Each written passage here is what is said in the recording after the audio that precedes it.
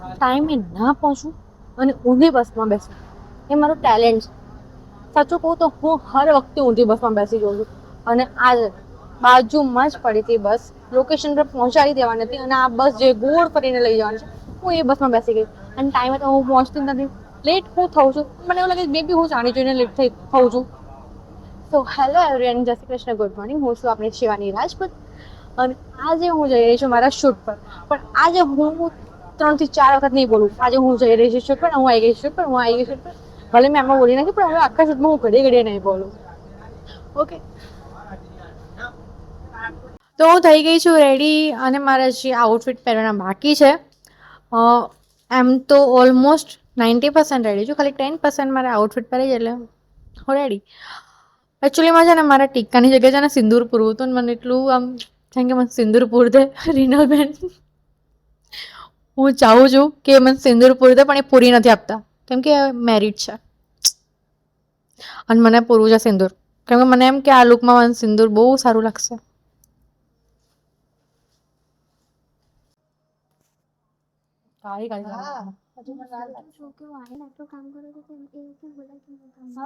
તું એ બધું છોડ, હું તને કહું यहाँ पर करा अगर भगवान ने अप्सराओ बनी होत ना અને વાત મુકતા નહીં તો પૂરી વાત નહીં કરા દેતા ભગવાન અપ્સરાઓ બની હોત ને યાર વિડિયો કાઢી આવો છો.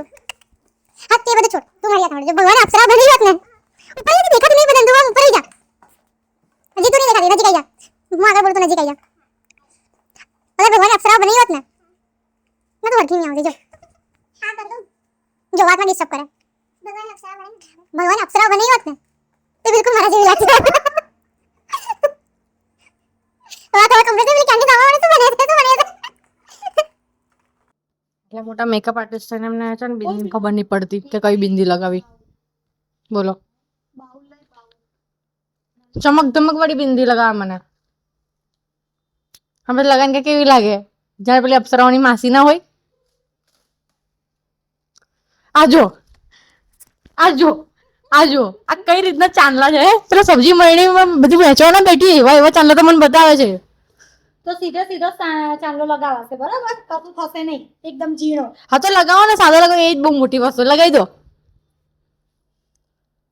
કશું લગાવવાનું નહીં, બસ એ આડો લગાવ્યો, લગાવી નહીં, આડો જ લગાવ્યો. જોય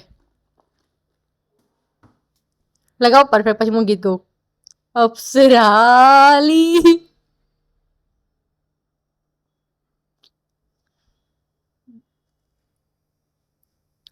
લેડ ઊભી થા, તને સારું કહેવાય છે. લેડ હજુ મને મેકઅપ કરવાનો છે, બંધ કરતા રહો બ્લોગ. મારો ફાઇનલ લુક છે અને આ જોઈને મને વારે ઘડે ગાવાનું મન થાય છે, અપ્સરાલી.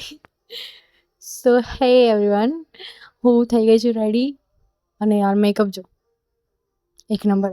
પેલા મેમના મોં પર તારીફ ના કરાય કે પછી બોલ બોલ કરે. હા, હું તો પહેલેથી મેકઅપ શરૂ કર્યું છું ને એમ તેમ.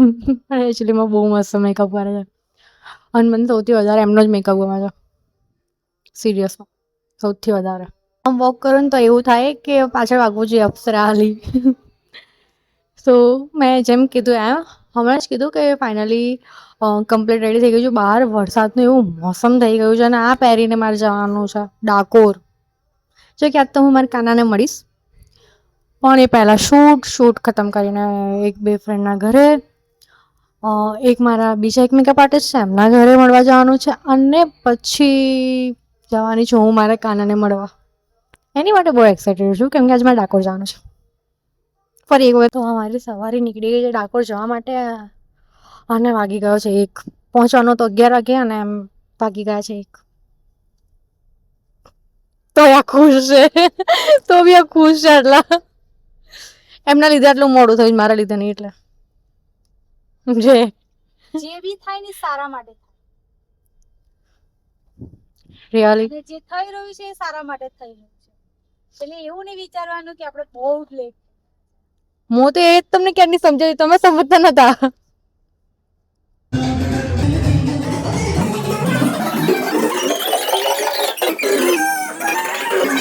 જઈને આવ્યા, ઠાકોરજીના દર્શન કરીને આવ્યા. હું વિડીયો સ્ટાર્ટ ના કરી શકી કેમ કે ઠાકોરજીને જોવાના હતા એટલા માટે. તો આપણું શૂટ ખતમ થઈ ગયું અને હવે ઘરે જઉં છું. Bye bye.